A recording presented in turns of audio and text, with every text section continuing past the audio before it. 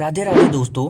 वैसे तो महाभारत के सभी पात्रों को धर्मपरायण माना जाता है। महाभारत के कई ऐसे भी पात्र हैं जिनके पापों को हमसे छुपाया नहीं गया है। हम आपको महाभारत के ऐसे ही योद्धाओं के बारे में बताएंगे जिसके पापों के बारे में आप शायद ही जानते होंगे। So without wasting any time let's start the video. Number 1 पे आता है भीष्म पितामह। भीष्म पितामह को वैसे तो धर्म के रक्षक के रूप में जाना जाता है, लेकिन पितामह भीष्म ने अपने जीवन काल में न चाहते हुए भी कई ऐसे पाप किए थे जिस कारण उन्हें महाभारत युद्ध में कौरवों की ओर से युद्ध करना पड़ा।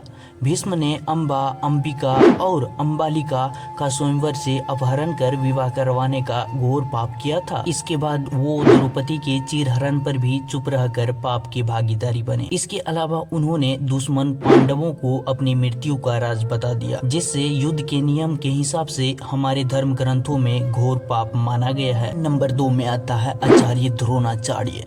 वैसे तो गुरु द्रोणाचार्य को धर्म पालक माना जाता है, पर पुत्र और शिष्य मोह में आकर उन्होंने कई पाप किए। पुत्र मोह के कारण गुरु द्रोणाचार्य ने अपने बेटे के लिए कौरवों और पांडवों को शिक्षा देने में भेदभाव किया।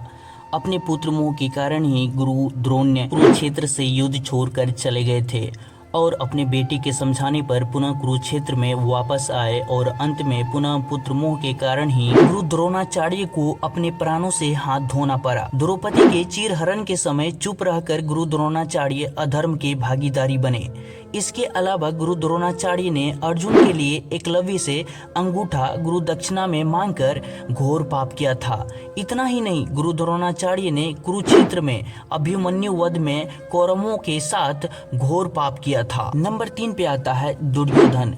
दुर्योधन ही महाभारत का एक ऐसा पात्र है जिससे कभी भी धर्मपरायण नहीं माना गया। दुर्योधन ने अपने जीवन काल में पाप ही पाप किए, जैसे कि बचपन में दुर्योधन ने भीम को जहर देकर मारने की कोशिश की थी। लाक्षागृह में पांडवों को जलाकर मारने की साजिश की। छल पूर्वक द्यूत के जरिए पांडवों से राज छीन लिया। इतना ही नहीं, भारी सभा में द्रौपदी के चीरहरण का पाप भी किया। अभिमन्यु को घेर कर वध करने जैसा घोर पाप दुर्योधन ने किया।